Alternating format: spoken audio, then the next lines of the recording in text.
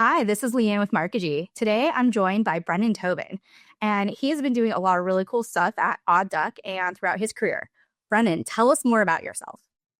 Sure, yeah, and thanks for having me on. I'm Brennan. I'm the founder of Odd Duck Marketing Group.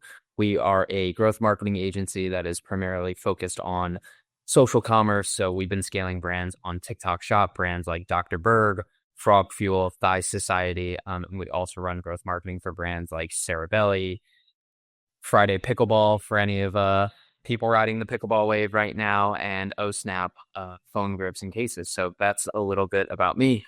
But my background prior to founding Odd Duck, been a growth marketer for about 5 or 6 years. Worked at Fortune 1 company, Walmart for their e-commerce team. I worked for startups like Verb Energy, which was recently acquired. And I've worked for a major agency as well as doing my own consulting prior to founding On Duck. So I've worked with clients like SiriusXM, Staples.com, CVS Health. And that's just a little bit about me. Awesome. So, and I love that you've had this kind of diverse background. And that's really one of the things that stood out to me was thinking about the different places and different ways that we interact with customers and the different layers of it, right? There's always B2C, direct to consumer, B to B2C, B2B. There's so many ways to do business these days. But I think a lot of the things that make us successful are tried and true. They aren't the new necessarily like hacks, but at the same time, there's always new and developing technology or strategies that we need to listen for. So I guess my question to you is, what is the one thing that you want us to know? Like the strategic marketing thing where you're like, this is my soapbox. I'm standing on it. You need to hear this. Yeah, I probably have like 10 of these.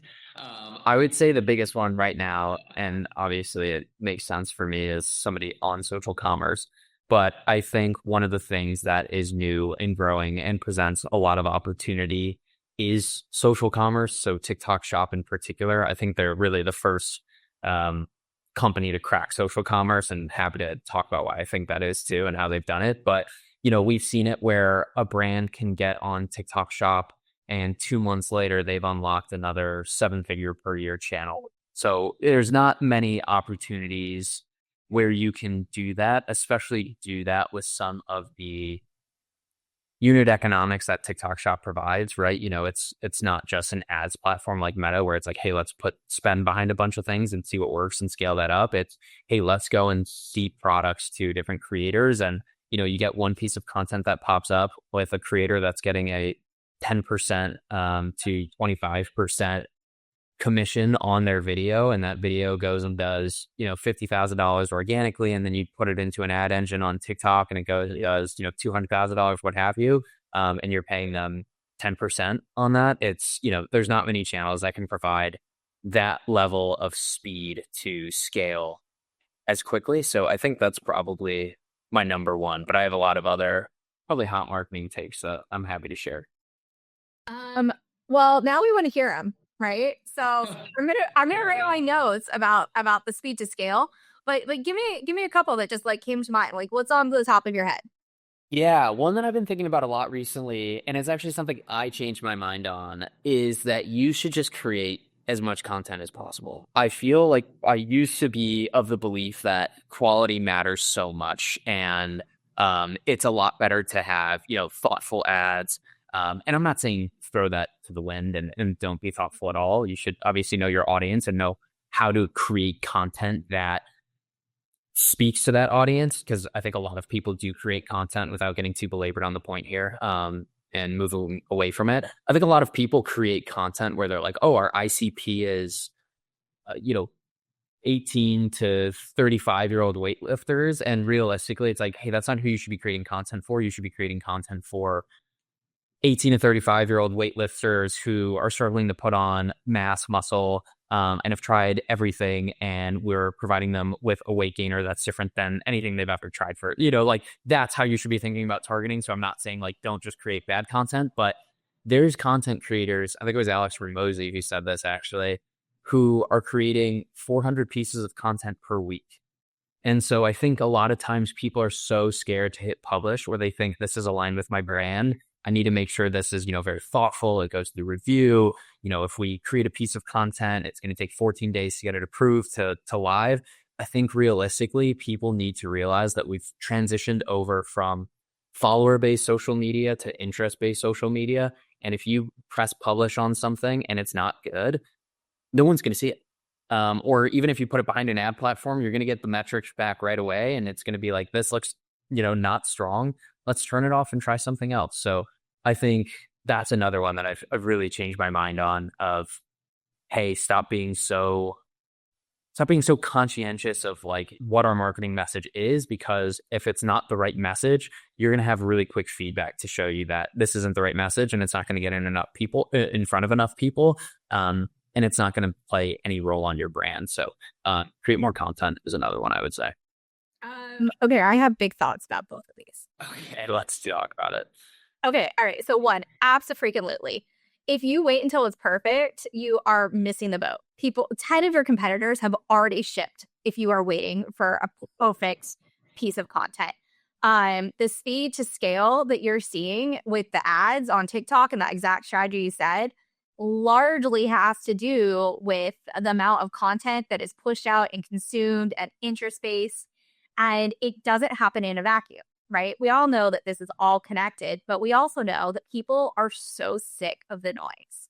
The amount of impressions and just things that are like funneled to our faces from this tiny little box has grown so dramatically that no one cares if your content flops. You're not just gonna flop. You're gonna have a flop, and that's important data that you need to have. So I'll get off my soapbox for a minute and let you talk. I would piggyback off of that too. I thought something interesting you said was, don't wait to ship. And I know businesses that are literally not even, they're just setting up a landing page, a product markup, and then running ads before they ever create the product just to test and validate the idea before they have to invest so much into it. And I would go one step further to say that you don't have to have it perfect the first time.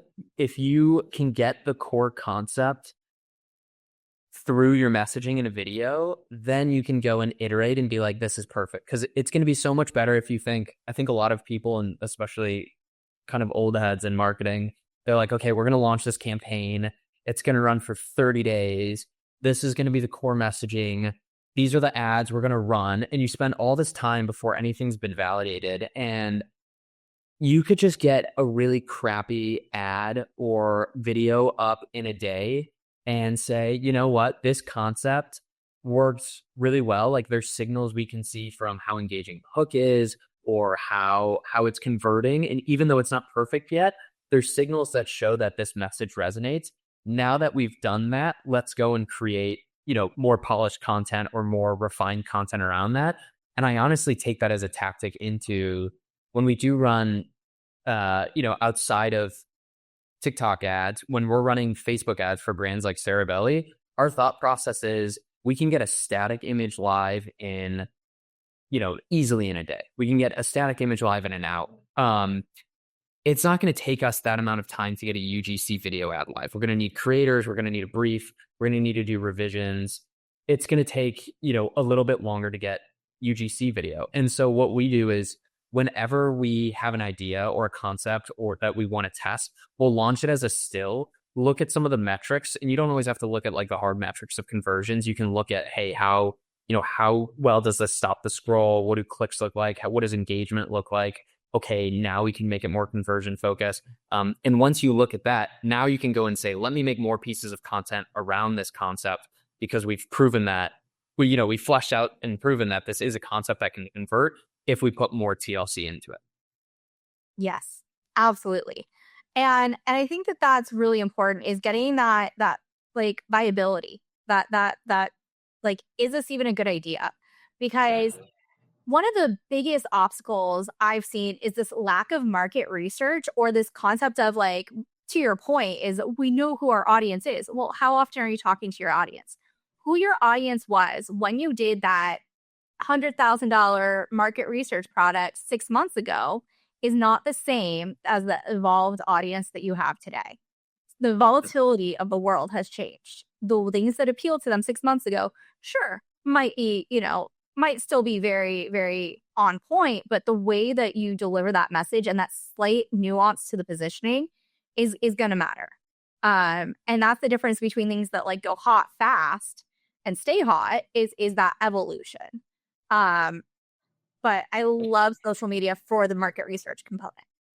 Yeah, 100%. And I'd go one step further with that and say, if you test a new ad concept, you might be getting in front of a new audience and you have no idea how they're going to perform, right? Going back to the weightlifting example, like if you sell protein, people don't, not everyone buys protein for the same reasons, right? I buy protein because I'm lifting and I need to make sure I get it. But my partner who's going to buy protein is going to buy protein because she is a vegetarian and she just can't get it through her daily supplements. And so, same product could be two completely different audiences.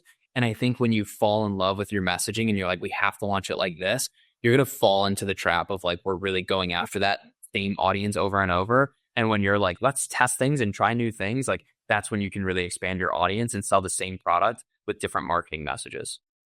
Absolutely. And to your point is that that assumption of how those two different populations want the message, right? Just because your partner is vegetarian doesn't mean that they want to have like how like Chick-fil-A has the like cow saying eat more chicken, right? Oh, Just yeah. because someone's a vegetarian doesn't mean that that's what they necessarily want to see in advertising about their protein supplement. If you lean too hard on that feature, like they're going to look for, this is my like in-depth knowledge about the fitness market too, Sure. is that they're going to look for what it does for them, and then they're going to look for the constraints, and then if it meets the constraints, right? So they're going to look for like a casein or a whey or like a hemp or a pea, like or a soy protein. Yeah. They're going to look for the type of protein and then go from there. So saying that your whey protein is, vegetarian, it's duh. Like it always has been. Like that's not the feature. That's not the value that it provides. The value it provides is the protein that it delivers in the whole life thing. Yeah. That'll take us down a weird road that we don't need to go down. Yeah, sure. Speed to scale. So going from like a very small amount of sales to a very large amount of sales, and the type of time frame you're talking about could be life changing for people. What are some of the places where, like, one, how you find the people, the clients that, like, kind of taking that meta step back? You as a, B2C organization, how do you do your marketing, or B2B because you're looking for the businesses? How do you do your marketing to attract your customers? Are you doing the same things that you have them do, and why not? Um, I'll let you answer that one before I kind of pepper you with like 10 more. Yeah, it's so funny. I feel like I've always heard this expression that's like, if you can't do the marketing for yourself, why would a client trust you to do that marketing for them? I actually don't fully agree with it. I know it sounds so crazy, but like we do B2C businesses, and to me, it seems like, hey, the marketing I'm going to do to B2C is very different than the marketing I'm going to do for B2B. So, right, like I can sell, if I sell a pickleball paddle, someone can make an impulse purchase on an ad. If you sell, a service that costs, you know, thousands of dollars per month, no, people aren't really going to impulse purchase on an ad, right? You're going to have to get them on a call. You're going to have follow-up calls. You're going to make sure it's a good fit. They're going to want to know you, your team, how you do delivery. There's just so much more consideration that goes into it. So a big thing for me, crazy enough, has been organic marketing. So I've pretty much all of our clients have either come from inbound or referral. Um, we just started an outbound motion, cold email that signed one client, actually, but it's a bit of a smaller deal. So I would say I think about it differently, where I don't do the same level of marketing, although I want to start exploring with it more. I just started with organic marketing because I just felt like that was going to lead to the best clients. I felt like that was going to kind of be the foundation for our marketing. I think people in B2B want to buy from people they trust. And I just felt like inbound and building out an organic social motion for myself was probably the best way to do that. And in the past year, I've scaled up my LinkedIn account to I think like 8,000 or 9,000 followers now. And that's just kind of what's led to business for me. Outside of people that just know me and refer me, fortunately enough, having done this for 5 or 6 years now. So my own marketing is a lot different than the marketing that we do for clients. But again, it's like selling TikTok shop services versus a pickleball paddle or baby food. It's a completely different ballgame. I agree completely. I think that's one of the things where I've struggled in the past where I've had clients be like, but you don't have a following of 50K. Like, how are you going to know what to do with my account? Well, guess what? I'm also not a bank. I'm also not like, these 10 different industries that I've served clients for. I can get a company exceptional results, but having that be for me is not, it's not apples to apples. Uh, Yeah. And that's where I think case studies come into play, right? Like if you have success scaling other brands, it's like, okay, well, my own business doesn't need to be on TikTok, but we have successfully scaled brands to, 6 figures per month on TikTok. So yeah, completely yeah. different ballgame. But yeah. And I don't want to work when I'm not working. Like, Yeah. Yeah, uh, exactly. That too. but so coming back to this like thing that you said, I want to drill down a little bit further. You work on organic social for yourself because it helps build trust. And where do you think that kind of organic trust building credibility component of your strategy is mirrored in the strategies that you're using for your customers? Uh, Yeah, that's a great question. I think a lot of it is creative strategy. Like I don't get me wrong, going back to an earlier point, sometimes I do take creative swings where I'm like, I'm gonna post something, and I don't know how it's gonna work, but I have this thesis that like this could work. Um, like for example, I had a post where regardless of your feelings about the person, Elon Musk was like in the news and very popular at one point, and I was like, I bet if I made a post that just mentioned this person, it would do well because there's such a I don't know. skyscraper. Yeah, exactly. This person was in the media a lot, and they had made a tweet a few years ago that I came across, where it said that Twitter was basically going to become the everything app. And I was like, oh, I bet if I made a post about how Elon Musk bought the wrong app and he should have bought TikTok because TikTok's becoming the everything app, because I live stream on TikTok. I, get inspiration for my house similar to I would on Pinterest on TikTok. I, watch political commentators and I watch, I interact with my friends and I send them videos. I was like, I bet that post would do really well. And it's still tied to TikTok. And that was like an example of a creative swing. But for the most part, we have kind of staples of what it is that I'm going to talk about. Like I'm always going to have a post that highlights when we get a new client because it's social proof on my page. Or, I'll talk about TikTok generally, knowing that, hey, I want to get in front of the right audience, which is going to be marketers. And sometimes I'll talk about TikTok shop really, really detailed. And, it's only going to TikTok shop specialists. And so that's not necessarily a CMO at a, 8-figure D2C brand. They're not going to know as much of that. So I think there's strategic things that you build over time from testing. And I think I've really brought that into clients where, hey, when we, get affiliates, we make briefs. We figure out what's really popular on the platform right now. We look at other creators, what's worked, what hasn't worked. We factor that into our content briefs for the affiliates that we work with on TikTok Shop. And then I'm trying to think if there's anything else, but I feel like that's it. Is just really having, you have an organic strategy plan, and we have a similar plan, I feel, for the affiliates that we work with on TikTok Shop. Yeah. And I think that that's important is that, TikTok is so trust based because it is mostly, there is a lot of content on TikTok that is like ASMR, like someone please me and some like Reddit posts, there's plenty of that. But the primary content that you see on TikTok is the person, the like human being doing something and expressing themselves. And I think that that inherently is trust building, because that's just how we're wired to see people. Uh, so so we kind of talked through like things that are important about it. Did we talk about disclaimers? Is there anything you want to call out as being like, this is not for you? Like, obviously, you're not going to find per your, what you said about like the CMO. Like, you might find the CMO on watching TikToks. They might be doing that. It's an everybody app. But where's kind of the hiccups in this? Where Or TikTok for shop. yeah, for TikTok shop, for some of the stuff that you're talking about, like who is it absolutely not for? Like you should never do this if this is you.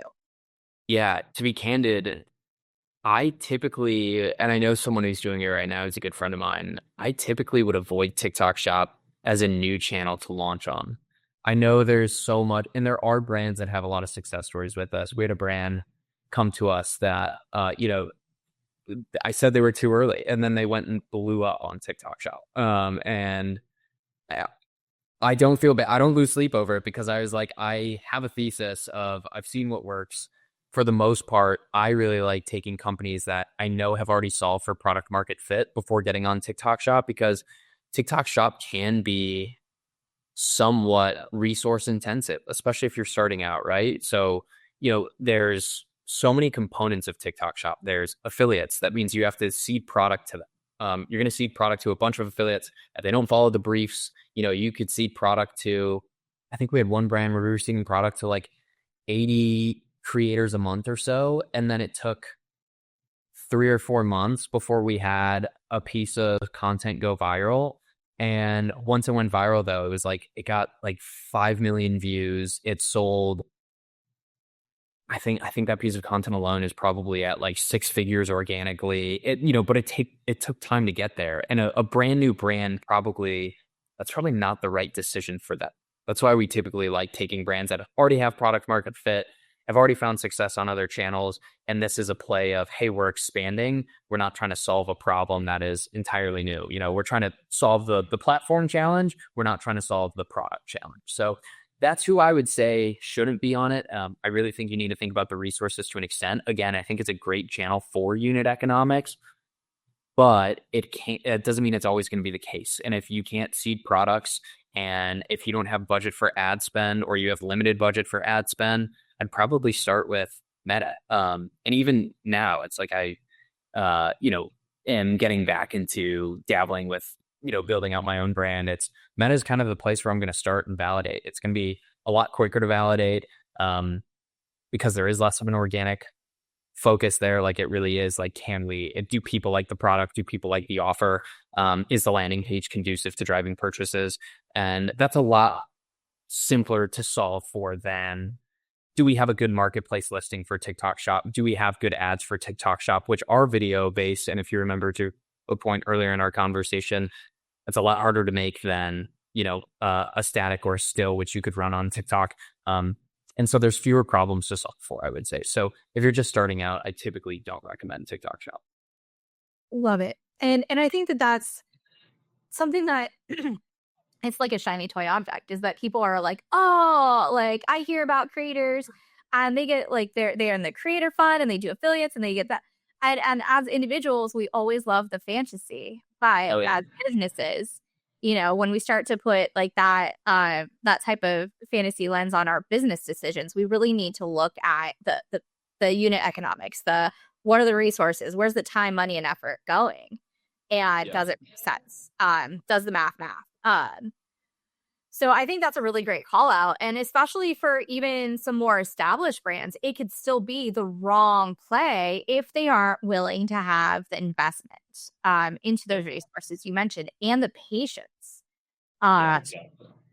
Because it's not just we put up one TikTok, why isn't anyone following us? Why aren't we viral? It's not how it works. It's never how it works. Yeah, I say with any channel in general, it's always, hey, you should have a 3-month timeline here.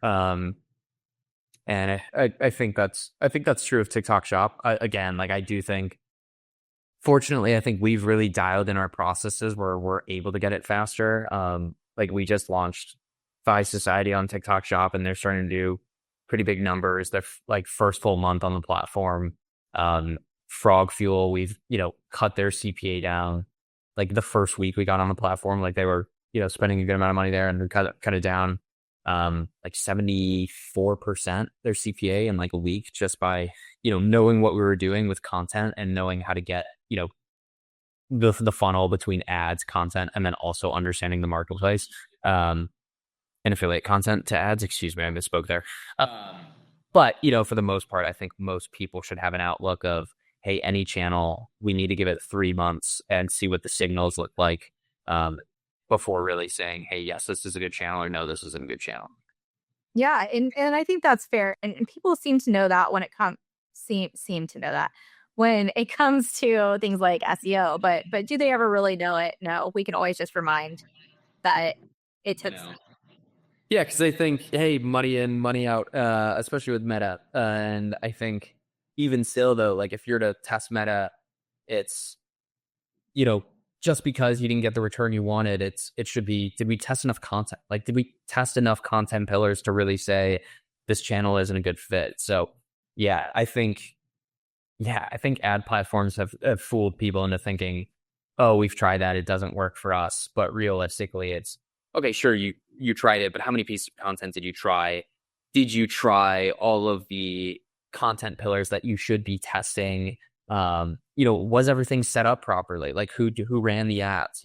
Did you have a third party CAPI set up? Did you have good data flowing back to the platform? What did it look like? So yeah, I think unfortunately paid ads, the world we live in, has people fooled that dollar in, dollar out, but realistically it's, hey, did we get the right dollars out having tested everything to validate the channel?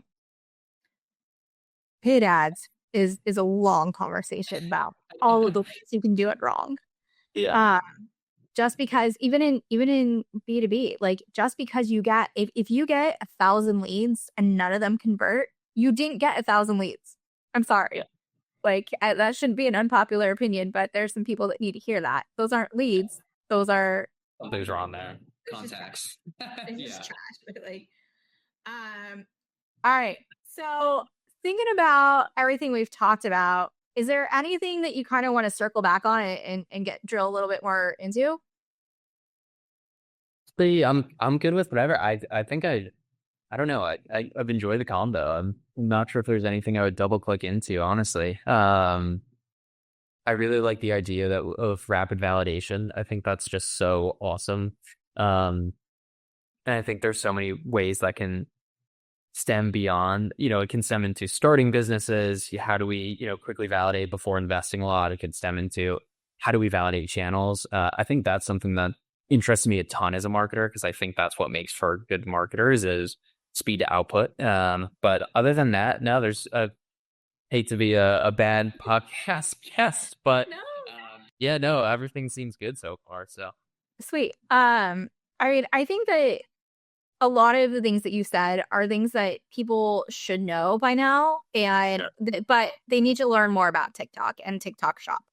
It's the controversy of, is it going to get banned? Is it going to get this? It's been in the news quite a bit, but it is a behemoth. Like it's not going to just disappear. If it does get quote unquote banned, it's just going to get sold to someone else. And the amount of the algorithm drilling down into those super like aligned audiences, the algorithm is like no other. And I think that people really need to understand how algorithms work, specifically how entrenched the TikTok algorithm is into those like very like precise audiences. I'll call it. yeah, Yeah. and no, I was just gonna say, I think that's been somewhat the concern about it being sold is, they don't want it owned by a Chinese company, but the algorithm is owned by ByteDance, and so I think and I think it's been such an amorphous topic because I don't think it's going to get banned. I was actually doing another podcast when they announced it was going to get banned, before like hey, it's extended. I had to respond to that live, which was super funny. So there's probably a funny clip out there of me. But I think the concerns about TikTok getting banned aren't ones that I align with. I mean, there's a reason they've kicked this down the can for well over a year now. And I think it is unfortunately at a stage now where I think it's too big to fail. I think there's too many people on it. I think especially with the current political climate, I think it would be such a bad thing to get rid of just based on where everything's at. So I think at worst it's going to continue to get kicked down the road if someone doesn't buy it, if TikTok chooses not to sell, and that'll just constantly do it until they decide, hey, they don't have to sell. But I don't know. Right. I don't have a crystal ball. I don't know the future. I Yeah, decide to. exactly. I feel confident it won't get sold, essentially, is where I'm at. There were some times where it delayed deals with clients because they just, were unsure what the state was, which was super fair. But I just feel like at this point, hey, there's a reason it's not gone yet. So, Yeah, for sure. So coming back to the crystal ball, looking at the future of marketing, where do you think marketing is going and where do you think it should go? And do you think those are the same thing? that's such a great question. Where do I think marketing is going? And is it where I think it should go? I think it's so weird because I don't think marketing has changed that much. We will take a longer picture. I know that's probably not the answer people want. Like, oh well, we switch from radio to TV and then we switch from TV to digital. And it's like, yes, but marketers are myself included, speaking for myself here, like some of the lamest people on earth. Like we will beat any tactic into the ground once we find it and exploit it and figure it out. And I think there's this great book called Zag, which talks about branding.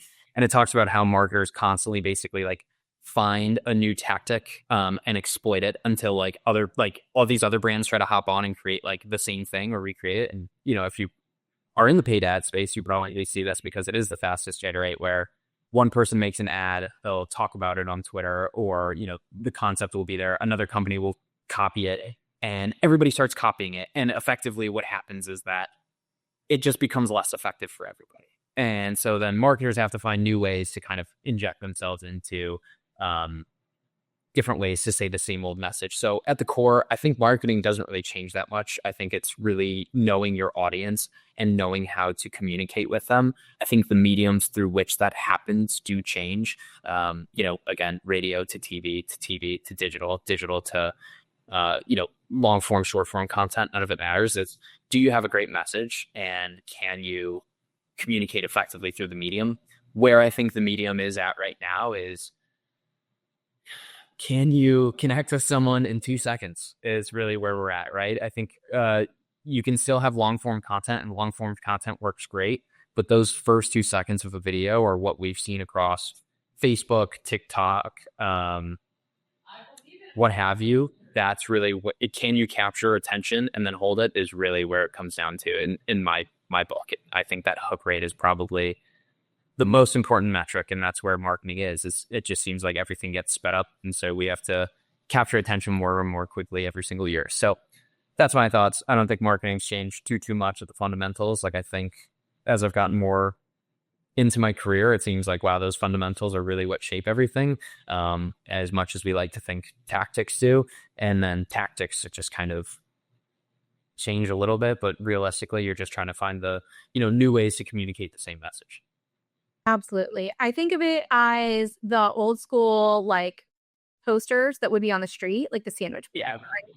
Basically, all you've done is you've taken that hanging board that used to say 2 words to grab people's attention and get them to walk in the door. And now those 2 words are 2 seconds. And you get to use your face to say it. It's the same 2 words. It's the hook. It's the value. It's the why they want to do it. And if you can't figure that out, then you're not you're already in trouble. It's just Definitely. need that first.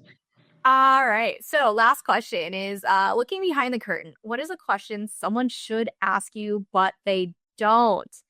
And this could be anything from people always ask me about TikTok shop when really they need to ask me if they even have a website. Or it could be, I'm so good at this thing that everyone knows me for, but I'm really passionate about this thing way over here and I just want to talk about it. Yeah. I mean, I wish people would ask me how I look so youthful, but it doesn't happen. Say loudly. But no, I would say the thing that I wish people ask me about, and I'll probably just keep it professional, is that I wish people ask me more about what I think the best characteristic is in a marketer.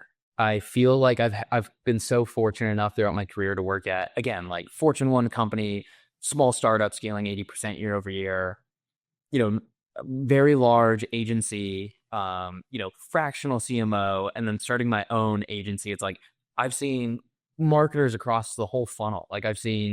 I've managed agencies, I've worked for big agencies, I have a small agency, I've worked in-house. Like I now work with in-house marketers at my agency.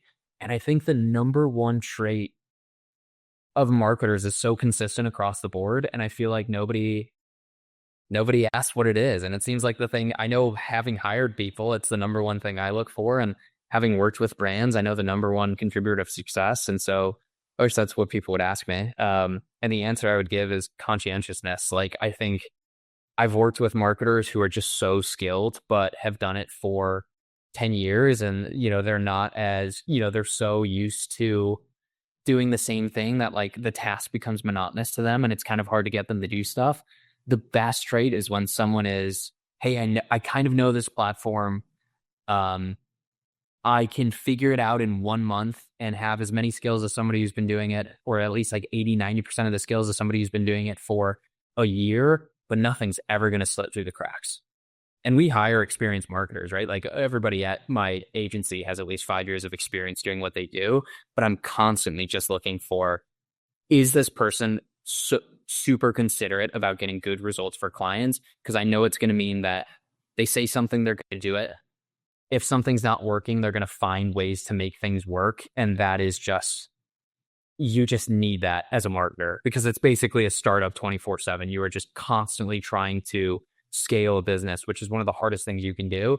And if you're not willing to deal with, the negatives and work like hell and have a really fast output to trying to turn things around and make things work, it's going to be a tough career for you. And just people that are conscientious is the one thing I've seen where I know that they're going to work really hard and really fast to get things done. And the communication behind it is going to be chef's kiss. Yeah. Yeah. It's is that combination of being radically real and a growth mindset, right?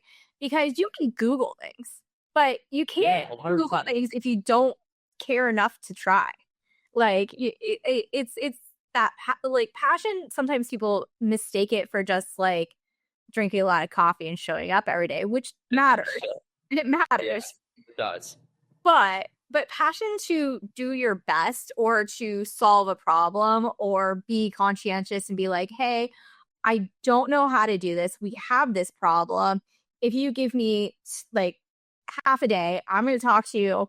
In my case, the way that I show up like that is I'm going to talk to my 10 friends that are experts in this. And I'm going to look for the best solution because I know people who know what they're doing that are absolute rock stars. You'll find a way. Yeah. And you build that way on purpose at a certain point, right? It doesn't just happen, but it can because there's Google, there's TikTok, there's Reddit, there's so many resources that it's just not a valid excuse to not try. Yeah, 100%. And my dad, and going to be upset with me that I'm going to butcher this quote, but he would always say it to me growing up was that, that there's, and he's quoting someone else, but there's two types of people. There's people that say they can do it, and then there's people that say that they can't, and both are usually right. And so it's so true. It's like if someone wants to figure out how to make something work, they will. It's, and I think if someone's conscientious, they're going to figure it out pretty quickly. Like, I don't think they're going to, oh, I'm going to, take a course and then 12 weeks later, I'll have this Google certificate and then no, like they're going to figure out they're like, here's the problem. Like, I'm going to exhaust and explore every single door that I can to figure out how to solve this. Yeah. Yeah. And in that Google course, a lot of times doesn't have the answer you need to actually. Yeah, no, definitely not. Like it's kind of useless. It's a waste of 5 hours to be honest in a lot of cases. But yeah, definitely. No question. You'll get a certificate, but you won't know how to scale the account at all. You're going to spend half your day Googling how to fix what you did. Yeah, for sure. But that's, I love Google. I'm not salty. All right, cool. Well, if someone wants to get a hold of you and they have questions for you or they just want to connect, what is the best way for that to happen? Yeah, LinkedIn. Yeah, I basically live on that platform. My girlfriend hates it.